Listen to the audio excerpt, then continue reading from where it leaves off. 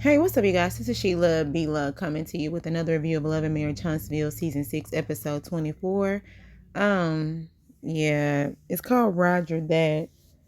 Um, the episode starts with Nell and Chris Fletcher. They're having a date night. They said they ditched work to go out and on a date night. They're dancing. Their love language is dance.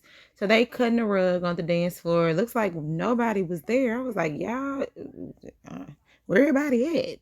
But anyway, so they go and they sit down. They begin to talk. They talk about Martell, of course, about the whole encounter that Martell was raising his voice, and they were talking about Martell said that nobody holds Mel accountable about the cheating. They talk about Melody's having the whole name change, and Martell wants everybody to pick a side, and Chris Fletcher said, we not picking no side. We met them at the same time.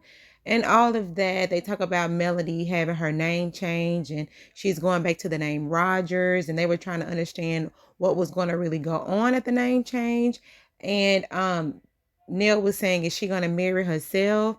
You know, she going to get a t-shirt that says Rodger That. There was something Rodger That that'll go viral with the t-shirt. I'm pretty sure she'll probably have a t-shirt that says Rodger That.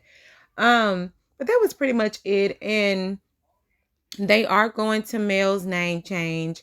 And Chris Fletcher said he's going to have a talk with Martell to see what's going on with him and where his headspace is, because Martell is being Martell. He don't want to let Melody go, and he's taking his frustration out on anybody that has a connection or a friendship with Melody. So that's pretty much what that is.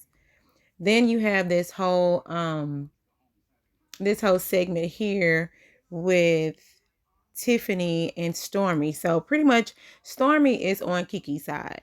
That's what I got from this conversation. She is on Kiki's side, and she is confronting Tiffany about the way that Tiffany is pretty much handling Kiki. And Tiffany picks up on it. And she first off comes to Tiffany, and she says, what's going on with you and Kiki?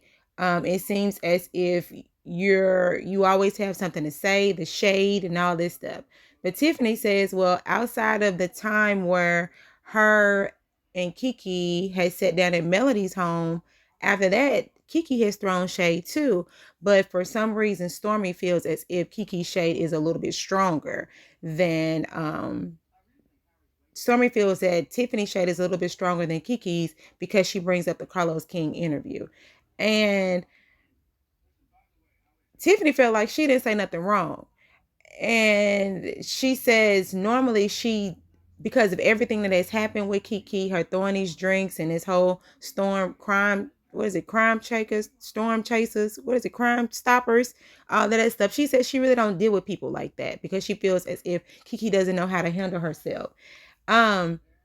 Stormy says that she felt as if when Tiffany did the whole interview with Carlos King, she was saying that Kiki was not on her level or was below her, or that Tiffany was above her and all that stuff. And Tiffany said she didn't say anything like that, but Stormy said it was implied.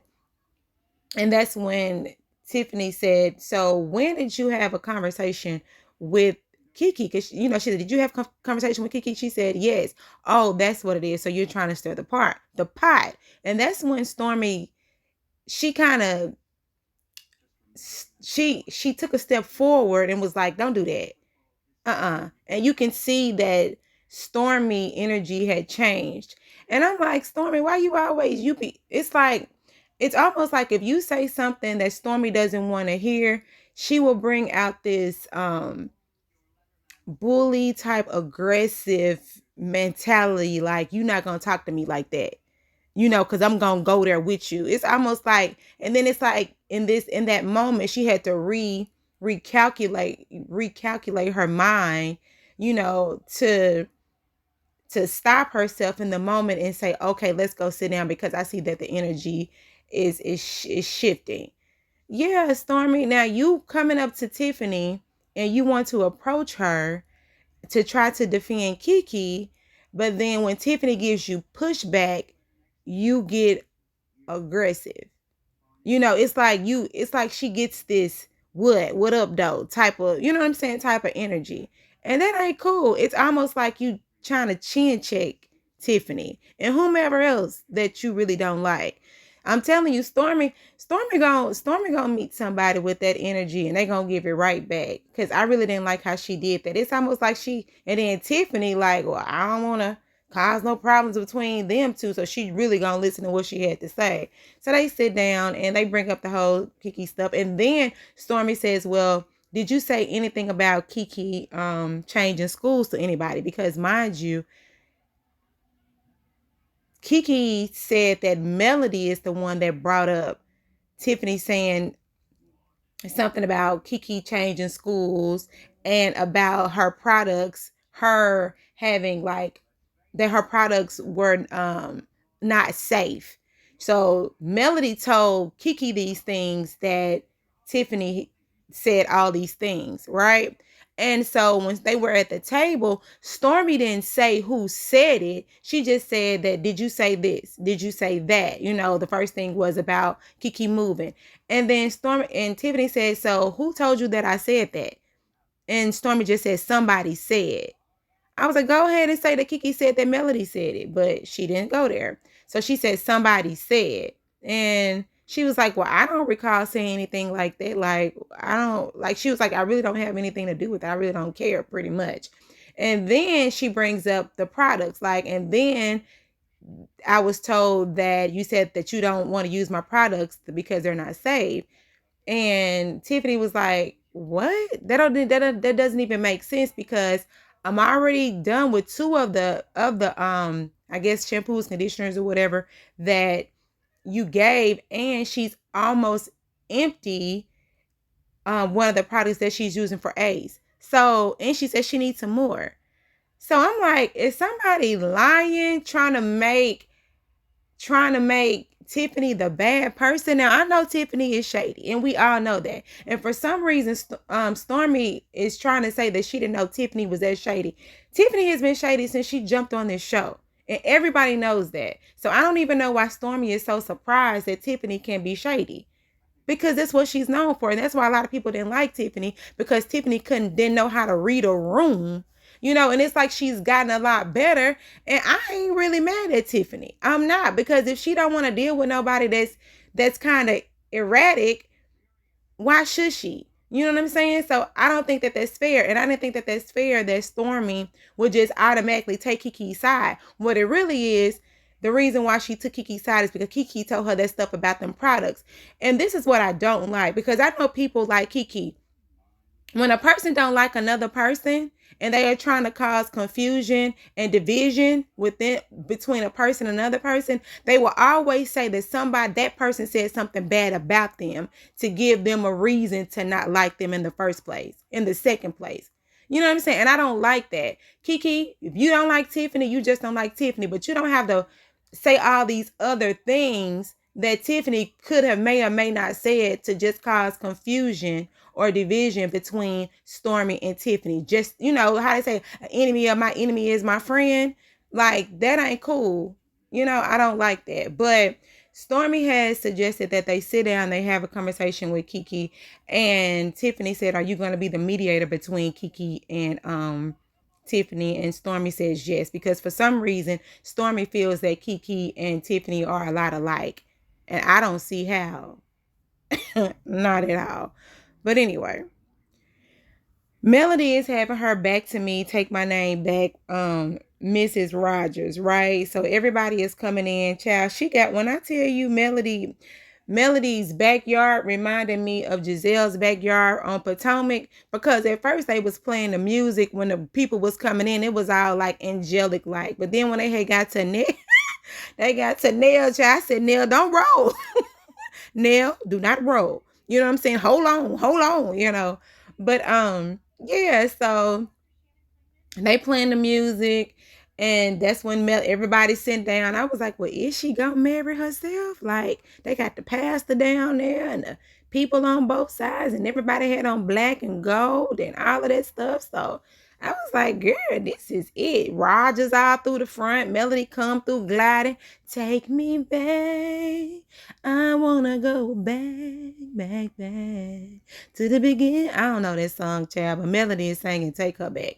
And she gets there, and then the pastor says that Melody wrote vows to herself and to her family. And then she was talking about her parents. And I was like, hold on, I thought Vanessa raised her as a single parent. And I didn't think that Melody even knew her father until she was dang near grown. So what's she talking about her parents? So is Rodgers her mother's name or her daddy's name? Because she kept saying her parents, her parents.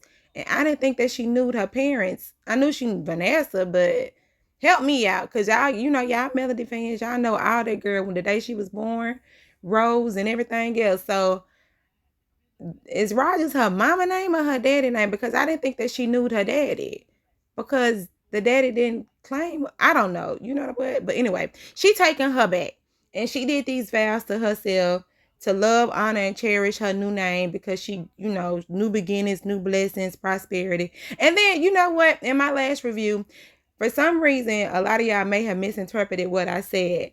What I was saying about her changing her name, I don't care about Melody changing her name. She can change it to whatever she wants to. You know what I'm saying? The only thing I was saying is she has small children. And she has 4 children, and all of her children has the same last name. And I myself, I wouldn't change my name because my kids have that name. That's all I was saying.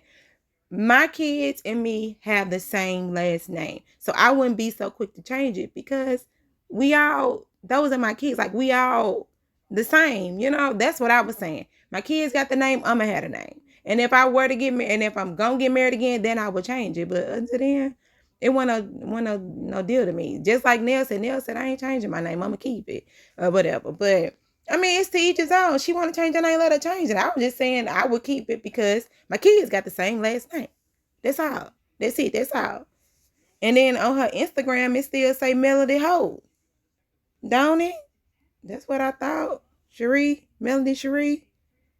I thought I saw Holt somewhere.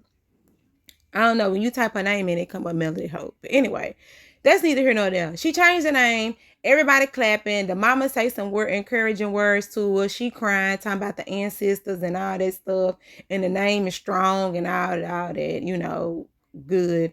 And then that's after everybody's congratulating Melody.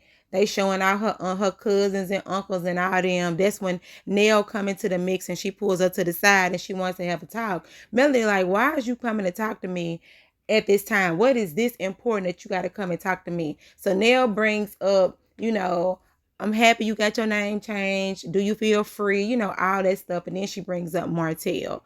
And then she's like, why are you bringing up Martell? Martell ain't even here. But she tells Melody what Martell says about he gave her that name and all this other stuff. And Melody said, I was Melody before anything. But I mean, technically, he did give it to you when you got married. You took his name. So, I mean, it is what it is. But you did take that name to another level. You did that. Like, that name really is your name. I mean, it's your name. You took that name to a level that he never thought that it would go. So, I mean, yes. Like, we know Melody Holt. Like, we look at that name, we're like, yes, that's who we know, whatever. But now it's Melody Cherie. And, well, Melody Cherie Rodgers. It is what it is. So, but Melody was like, he narcissistic and all that stuff, and she ain't finna be dealing with him or whatever he got going on right now. This is about her. She ain't worried about Martell. He can go on, flink, bye. He, whatever. And then her friend got up and said, I thought her friend was Tamar at first. I was like, is that Tamar? Oh, no, that's the friend. So her friend got up and said some encouraging words to her, and that was pretty much it. So now we have Stormy, and she's sitting down with her COO, her chief operations officer. I didn't know that Stormy almost lost her business, her house, and all of this stuff not too long ago. She said she didn't, it was a silent thing that happened. They really didn't go into the particulars of what happened, but from what I gathered, somebody was forging her signatures on things that should have not been forged on, and somebody was really trying to be a snake and take over her company, or it was something to that effect. Like somebody was forging signatures, doing illegal things under her company's name, to where she almost lost her business, she almost lost her home, and all of that stuff. And I guess when they hired this COO, he came in, found the holes, plugged the holes, and made it better. He was talking good, but when he had said something like, "We are the owners of this company," I really didn't like when he said that, because I was like, you a chief operating officer. That's not an owner. That's a title under a company. So Stormy is the owner, unless he bought into the company that made him an owner. But yeah, but that ain't my business. That's Stormy's. But they're on the up and up, and she's happy. And he was saying that there is no doubt that in the future, because they're trying to do Canvas 2.0, and there is no doubt that in the future that she'll be making $10 million a month. Or well, she'll be making about $10 million a month in sales. And so that's good. So I'm happy for Stormy. Stormy get the one to cry and all that stuff.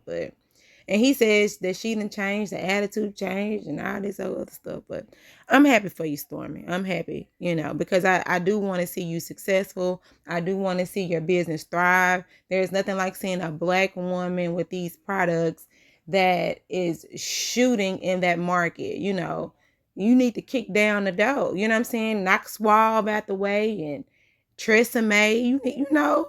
Canvas Beauty. Because you was in, and then I was like, dang, I just thought she just got into the stores and the Targets and the Sally's. I thought she just got into all these stores like not too long ago. Then she said 2022.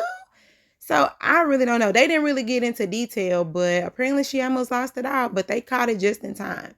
And she said she was happy for the experience. Now it just taught her to go harder, go harder, go harder. So girl, go hard. And then this is Child, Nell and Chris Fletcher and their family. Child, they broke it down too. Now, I don't know everybody's name, but apparently when they got married, Nell had a daughter already and Chris had a son already. Or was it vice versa? Then they have two together, a boy and a girl together. And then they have her niece, Kiki. It's another Kiki, y'all. So apparently they're all getting together for family dinner. And Lexi, that's one of the daughters' name, she married to the white man. And I remember that because she told Lexi to shut the H up.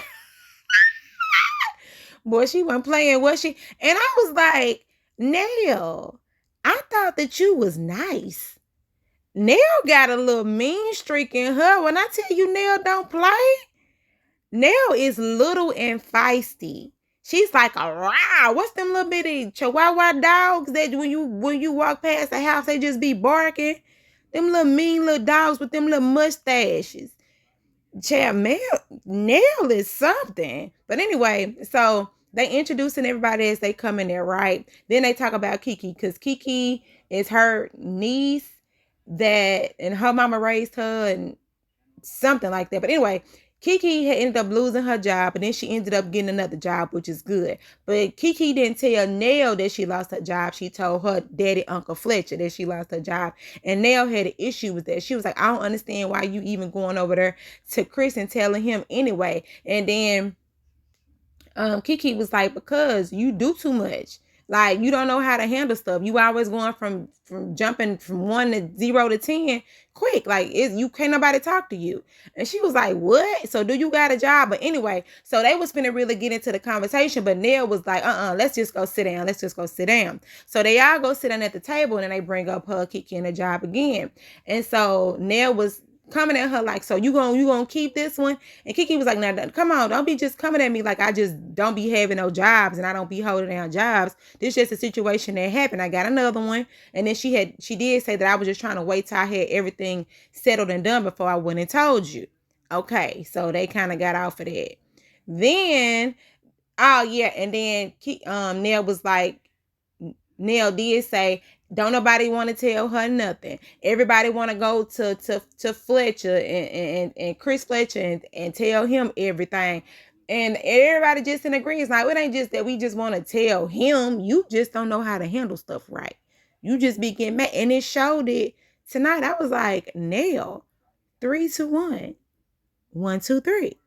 What the heck is bothering me? You are. Family Matters circa 1993. Anyway, so then they talk about Chris Jr. So apparently Chris Jr. had some dogs, right? And Chris Jr. had to go to jail. He had to go on out to the jail. And so his dogs, they had to go to the veterinarian and they had to pay like $3,800 to get the dog medicine. But on top of that, they had to post bail for Chris Jr. and that was $6,000. And Chris owed them some money. So Neil and Big Chris like, hey, where my money at, partner? And he said, well, where my dogs at? You holding my dogs hostage? That's like a trade. Negro, that ain't no trade. That's $3,800. That's $6,000. The math ain't mathing. What's that? What, 20? Is that $22 more $100? 3, 4, 5, 6, something like that. $2,800. Won't that equal 6? Anyway, I don't know. Sometimes my math don't be mathing. But anyway, you owe them some more money. Like, you ain't getting them dogs back until you give me my money. And he just like, not. And then that's when Lexi jumped in and she was like, no, you shut up, Lexi. Ain't nobody talking to you right now. But it's just a mess. So I don't know what you're going to do about these dogs because you ain't getting it back. You need to go and work with your daddy. Try to go sell some houses or something so you can get these people back their money. It is what it is. But I actually like listening to their family dynamic because Nell was going out. She was yelling at everybody and talking noise. I said, ooh, what y'all got going on? See, this, I really didn't mind it too much. I thought it was pretty good. And this, I feel like if you're going to be on the show, you need to at least let us into your life and into your family. And I think that was pretty good instead of Kiki talking noise about everybody else but her business. What's going on in your life? But anyway, y'all, I thought that this episode was boring. Yeah. Until Nell started cussing everybody out, that's when it got better. But other than that, this episode was like, why am I watching this? I need to go study my Sunday school lesson in the morning. But anyway, y'all, this Sheila Beela. Y'all like, commenting, and subscribing. Let me know what y'all think about this. I know I forgot a lot, but it was boring. So, yeah, y'all have a great day. Bye. Hit the like button.